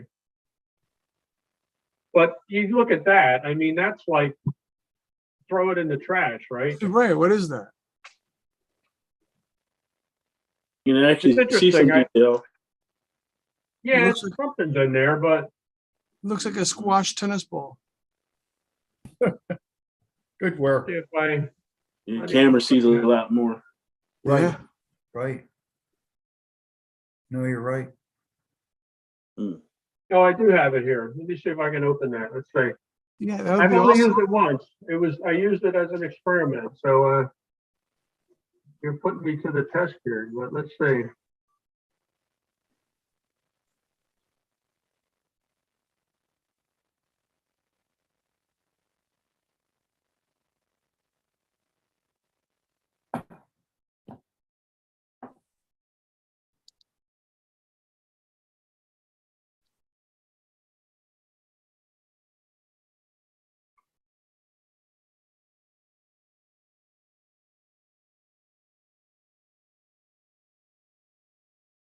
I guess it's still on my external drive. Hold on. Yeah. Let's see. So at this point, are you seeing my screen or not? You're not seeing No. it at this point, right? Nothing No. shared. Right. Yeah. Let me get back to that. Let me just get the file open first, and I'll share this application. While Gary's doing that, I just want to mention Uranus is going to pass 15 arc minutes from the moon tonight at 3 a.m. Moon's going to pass right over it, just north of it. So I'll be watching my my favorite movie. It's You'll called be able to. The Back of My Eyelids. okay, I thought if you guys can't sleep, How do you see that with the moon being almost 89% or 98%? no, you're right. illuminated? You're right. Yeah, you would need a telescope. I don't think you could see it in binoculars. It would probably blind you. Oh, I have a telescope out in the yard right now. Yeah, This I is- think I don't know if I you can looked. see. Oh, You check can it see out. Yeah, if you can see what I'm doing now. What were you imaging there? Harv? Oh, I can't see. You see Put that that? in the center of the. I can No, I put it can't- right there. no, I No, can't no, see it you're either. way off. Put it in front of your face. Right No, in the front other of way. my There face. There you no, the other go. way. Your left. Yeah. Yeah, can't- I'm shooting NJC 6888. That's the Crescent Nebula. Right. How about that? Yes, ASA Air Plus doing his job right now. Good for you. Yeah. So you're working. Yeah. Wow. Just, takes a while to set up, but I've had it for about 6 months now, 6 or 7 months. Yeah, that's about when a lot of us got ours. Yeah. I like the Plus. Don't have to deal with the microchip, the micro, whatever they call that thing. But it has 3 different ways to save the data. It has an EM, what do they call it, internal memory card. But it also can add a micro card, and you can do flash drives. Yeah. I use a flash drive. Gary, what do you use? I use an SD card, and then I transfer it to a solid state drive. So all you guys use ASIR? Yeah. Yeah. I don't know all this, but I do. I love it. I have a Plus as well. Yeah, I like my Windows-based software. Okay. It's really made it, like, from my perspective, I don't even have my laptop out in the field anymore, unless I'm doing planetary. I mean, the planetary, I use my laptop. I As I suppose mentioned, it eliminates a lot of the wires too. Yeah, You know, everything can use- rides with the OTA. yeah. Yeah. I suppose that's perfect if you're mobile. You know, you No, can I see. mean, even for non-mobile, I think it would, because you could tether to it. You're not going to Yeah. convince me to change from my Windows. No, I'm not trying to. No, Yeah. that shot of the Crescent Nebula, I'd love to see that next time, you know? Yeah, when I get it processed. I've been working on it for about 4 days now. How many? I got 4 hours of data so far, but I'm shooting in narrowband, so I'm doing it in HS and O. Right. Okay, Oh, that's you going to know. be interesting. Yeah, Well, that, I just I shot the Flaming Star Nebula last night, and I processed that. That came out pretty good. The Flame Nebula or the Flaming The Star? Flaming Star Nebula Iraga. in the Which Raga. one? Yeah. Yeah. Riga? Hmm. Wow, you were Yeah. up late. Yeah, I say I'm a late bird. I'm up watching Mars at the zenith at 4 a.m. in the morning. We'd love to see that. So Yeah, this it's is processed. that Astro Surface, if anyone's interested in that. Yeah, I am actually. I was watching you play with the sliders. So what are all these things that you were moving here? You have a noise Well, prefilter? I mean, basically, like I said, I've used it once for maybe 5 to 10 minutes. So this is the basic user interface. So I open the file, and then I mean, unfortunately, I gotta probably change the resolution here. Hold on. Mm. I got just too much stuff. Let me get back to let me go down a little. See if that fixes it. Yeah, here we go. Now I can see the whole thing. Unfortunately, it's going to be slow. I had increased the resolution so you can see it better. Right. That's cool. Is that too small for you? I got glasses. I could see. I can see it fine. Okay, so basically, I opened up this wavelets tab here. They have various methods of sharpening. I haven't played with those yet, but in the wavelets tab, there's Richardson-Lucy deconvolution, and there's also wavelets, high frequency and low frequency. There's a noise pre-filter. Let me make this bigger. Now I'm having a hard time seeing it. There you go. You have the Oh, here we go. There you go. There we go. So what they said to do in this blog that I read is just sort of bring up this is the size of the wavelet. So rather than having like six different wavelet filters that you can do, which vary in size for each one, this is broken up into two. But each half, like the high frequency and low frequency, has a size adjustment.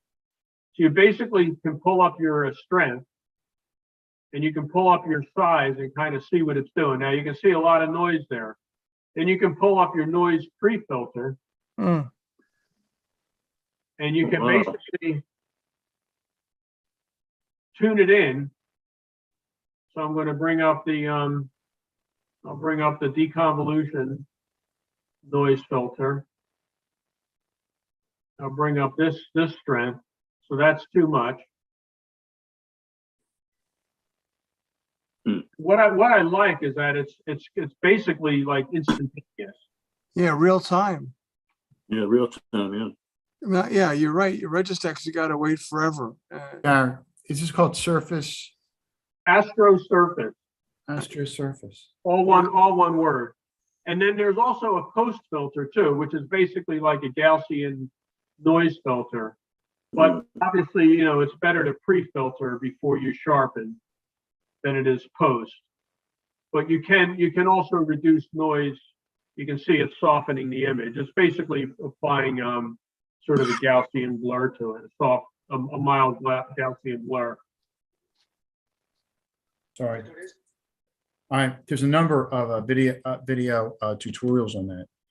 So that's great. Yeah, I Good to tell know. you, just from its simplicity, it kind of blew me away how simple it was, and Yeah. I was able to get a much better result than Right. with Registax. It seems like more intuitive. in nothing time. And I also compared this to Tom. Tom had taken an image a couple hours, not even an hour earlier, and the details the same. And I also compared it to a simulation, like in Sky Safari. You know, if you put in the exact time and date, it gives you kind of what it thinks Mars should look like. Yeah. So anyway, I was impressed by it. I've only used it once, but I'm anxious to play around with it some more, like go back to that Jupiter image I shot, and I shot Saturn, which was the conditions were lousy also, see what it can pull out of that. But it blows me away that it can start with that. Yeah. Very nice. So Well, I anyway, got- that's the deal. I have a question. Is this sort of the toggles that you're using is sort of like wavelets in Registack? It is. It's exactly like that. It's just laid out differently. Rather than have 6 different sliders, it has really 2 different sliders, but each slider has a size adjustment and then a strength. Oh, And gotcha. then so you can see here, like if I change the size of this, yeah, obviously this is really overdone just to show you. Right. But What did you use? What did you use to stabilize the video? I used How did auto you- stack card. You use Auto Stacker? Okay. Yeah. I used auto Yeah. stack. Now this will also do that. This will also do registration. Okay. I have to open a video file. So Have you tried it with that yet? I haven't. No, I haven't tried that. No, why not? Let's give it a shot. Hmm. So let me open that. This is the original video file that came from. Hey, Gar, I was just wondering about, I was thinking of shooting Mars tomorrow morning, actually. You know, it's almost dead overhead. And I was wondering about whether you need to use, anything for an RGB shift, like when it's that high, Oh, And I was wondering- like use the ADC. Yeah, like I'm wondering with something that high, whether that just complicates things, or how Yeah. much of an RGB issue there really is, I mean, it's dead overhead in the morning. Do you think Yeah, it's anything not much. above 60, 70 degrees really needs an ADC. It looks like it's entirely at zenith at 6 a.m. Then you don't need a. Yeah, I I'm just guess you wondering. Red Mars is at the Silver. zenith at 6 a.m. Yeah, dead Really? overhead. That's exactly when you want to shoot it. Exactly. Mhm. Yeah, Oh that was the yeah, plan. baby. That was Now the you- plan. Yeah, baby. That'll give you some good data. Well, maybe. Yeah, think positive, Joe. No, you know what? To tell you the truth, I can't pick them. I mean, I've been out there after thunderstorms when I thought the scene was going to be terrible, and it's been great. And I've been out there when the scene was predicted to be great, and it was terrible. So I'm not very good at picking them. I just have Think to positive, positive. throw a line in and see what happens, you know? So Yeah, I'm not thinking negative and I'm not thinking positive. It's just that I'm just not a very good predictor. That's all. Yeah, I'm not sure, I haven't tried this yet, but this looks like it looks like it just steps you through it. Yeah. Into, Mhm. Open video files. why that's not opening up. Well, there's a open video button on the. No, I mean, I did open the video. This is the video file, but Okay. it looks like it's just pulling like one frame. I'm not sure, graph auto open. They're gonna run the whole thing. It'd be able to sort out the frame somehow. Yeah, there's gotta be a way to put the, little, points of interest in, the little alignment points. Oh, right, yeah. Yeah. I guess there's tutorials on YouTube. There's tutorials on There's a it. number of them. I just looked them up. There are a number of tutorials. Yeah, there's probably some trick that, like I said, I haven't, I still can't believe what it pulled. I mean, look what we're looking at. I mean, these are individual frames right. right Mhm. now. And from that, it was able to put together that image, which Yeah. all that detail, where did it come from? Well, I mean, you're got, like, here's a relatively, It's like magic. this is a relatively clean, compared to the bad ones. So I'm grabbing 500 out of 10,800.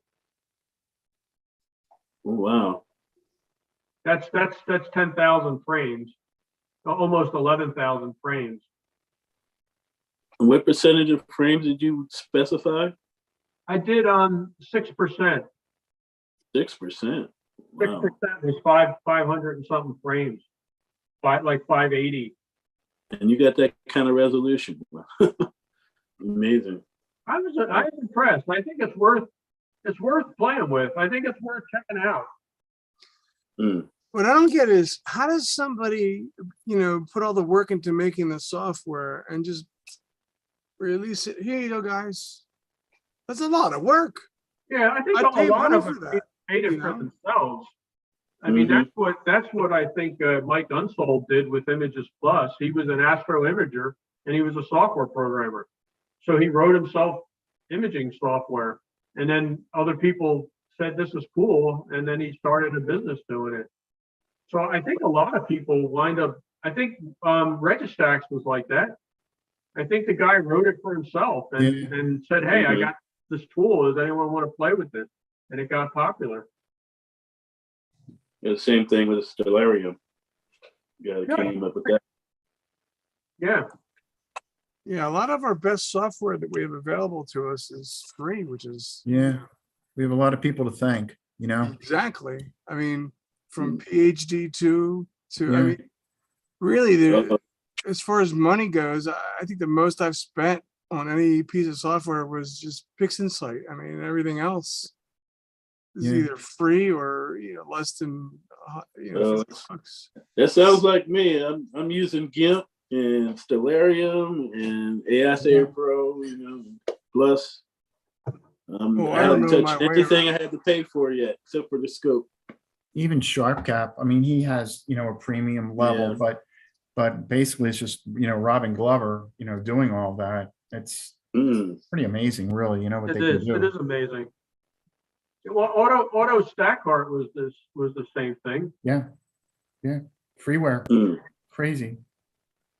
And it's state of Anybody the ever art, use- you know? He was, I think Anybody he ever was try to doing use it to PIP? help some of the scientific community from the article I read about him. Right. He put it together to help the scientific community get better data. Yeah, yeah. Great contribution, you know? Yeah, Boys, I'm gonna have to run. I yeah. have a very early Yeah. morning All right, tomorrow. guys. I'm eating my dinner now, so. All right, well, I see dinner is served. yeah, I great service. in Lou, this thank you. restaurant here. Good. Yeah, thanks very much, you guys. Great. Yeah, great thanks. talking with all Thanks of a you. lot. You, Appreciate Gary, that. especially. I mean, with the program, I took some pictures of Saturn around the time it was at opposition, and I'd pretty much given up on them because I just thought that the data was just junk. But There's new hope. Yeah. Yeah, Saturn's I'm hard. going to go back and see what I can do with Saturn is so Hopefully hard. I'll have as much luck as you did with Mars. That was fantastic. Yeah. Thanks. Good guy. is exactly We what can give that a try. So what do you guys want to work on? Anything specific next month? I'm looking for topics. Anybody want to run the meeting, be the speaker?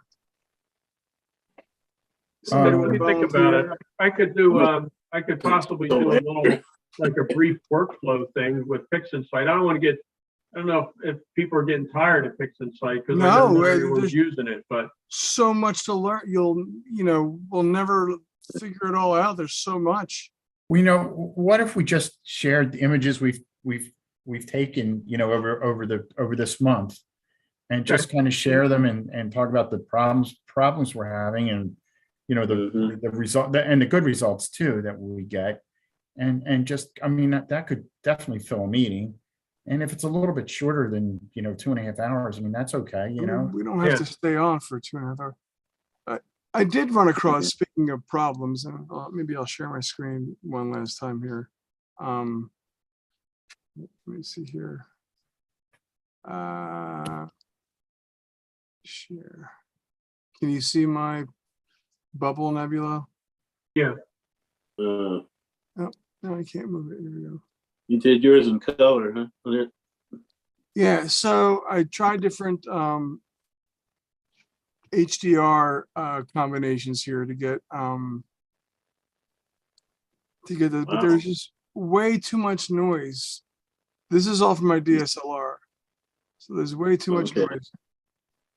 That's why the stars are out. This is the only way I could remove the noise. If I put the stars back in there, you won't be able to see the bubble. The noise is ridiculous. But one Hot thing, night? what's that? Was it a hot night? I don't know. This was 113 or 147 pictures. So I don't subs. No, so but I mean, was the temperature hot? I don't remember. It was over so many nights. I'm assuming it was hot. But there's let me see if I can find the one I just posted. Did you guys see the flame I just posted? yeah, I thought that was pretty cool. The one that was all H alpha. Yeah, that was with my oops, shit. That was with my DSLR. Here, there's the Okay. raw. You can see the Canon banding. But you're not using a cool system, so that's why you're getting all that noise. Right. But when it came Yeah. out, where did I put it? I have to find I don't know. Again, I'm on this here. Mm. Where is it here? Not there.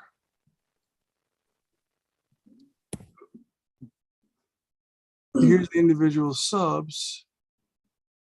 No. Yeah. Mhm. Why aren't they Ooh. showing up in color here? I don't understand.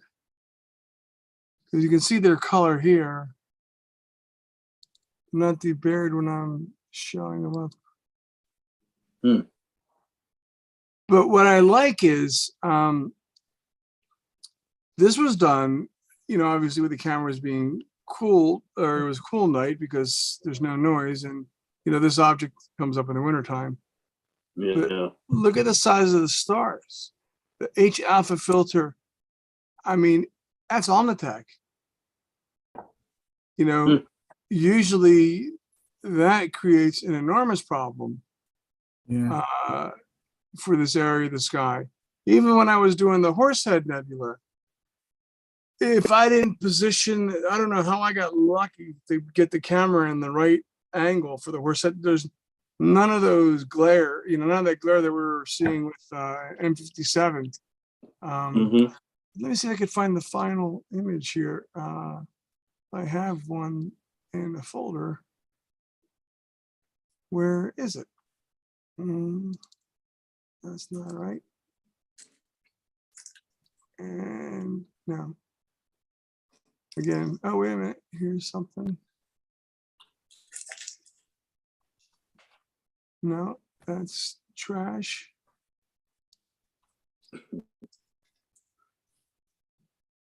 Here we go. Okay. It required very little processing. First thing I did was the Canon banding. As you can see, that's the biggest problem. So we get rid of that. Oof. Okay, is it gone? Yep, it's gone. I did very little processing after that. I did, some noise reduction, but does anybody know with PI what the best way to change the geometry? How do I flip this? I didn't Should have a flip button it. up on the top. There should be a button near the top border there. That shows It's you usually which under way to go. image in most of these Yeah. programs. Yeah, That's where's another one, the Or view, there we go. where it might say view, and then it will say rotate. Yeah, but then see, look, this kind of thing happens when I go 90 degrees. Mm. And then you gotta change, look, now there's gotta be a better Yeah. way to do this. Mm. You guys don't know any other, there's Oh, one, I there's, mean, that's just the Windows. yeah. I No, I switched to another. You're not gonna, if you rotate it, it's gonna go from landscape to portrait, right? If you do 90 degrees. there's another way to, There's a horizontal mirror and vertical mirror. the vertical mirror, there we go. That's it. Oh, I see. You want to do left or right. Yeah. Yeah, I got You you. wanted to flip it. Yeah, you want to mirror it, yeah. not So- rotate it. What you can see is a little bit of the glare from Alnitak. Mhm. And whatever this object is, I cleaned it up, and I have it's posted on the forum, but this object here, but I mean, if you notice what's interesting about this now, the general shape of this almost looks like the Orion Nebula, like how it starts off like a curve at the bottom, almost like an umbrella shape. This, and then it goes out this way. If you look at the Orion Nebula closely, it looks almost the same, the same type of design. I don't know if that's just by chance, just because of the angle we're looking at it, but it's interesting nonetheless. But I'm just floored that the 12 nanometer filter, the Canon in the wintertime, look at it, I am impressed. I can't complain about this. When it's cold, it does Take the same picture with your 2600 and you'll be floored. Yeah, That was my first impression. Because I mean, I haven't done too much, but I was doing Orion with my Canon. And I did like a single photo of Orion with the 2600. It's just so much better. So Amazing. I can't wait. you're going to be amazed at the difference, Yeah, I you think. will. You will. Yeah. Yeah, I can't wait. Well, I mean, if any of you guys want to come up and help me with my observatory or configure it, if you have any ideas. Lou, I'm out of town next week, but I'll be back Excuse the following week. I'd be happy to come up. I want to have this set up by the weekend. I'm not. I don't want to wait. Oh, sorry then. Yeah, I can't do anything in the next couple of weeks, but we're going away also. Yeah. Where Any you works- going, Gar? Any more We're exciting? going down to Assateague. Oh, that's great. Oh, nice. Yeah, we're going down to Assateague with the van. I got the van apart right now, so I'm scrambling to get stuff put back together so we Yeah. can leave. Good. But You're going down a good time. Bugs will be gone by then. thank you. Where are you headed, Joe? I'm going to go to Normandy. Oh, wow. Going to very cool. France. Yeah, What? yeah. What? A couple days in Paris and a couple days in Normandy. So, Oh, wow. God. The strikes are over. Well, I don't think the strikes are ever over in France. Someone's always on strike in France, so we'll see. Oh, You know, all right. Well, have a safe trip. if I'm home in a week, you'll know the airline strike is over anyway. You know, Yeah, there you go. but we'll see. You go.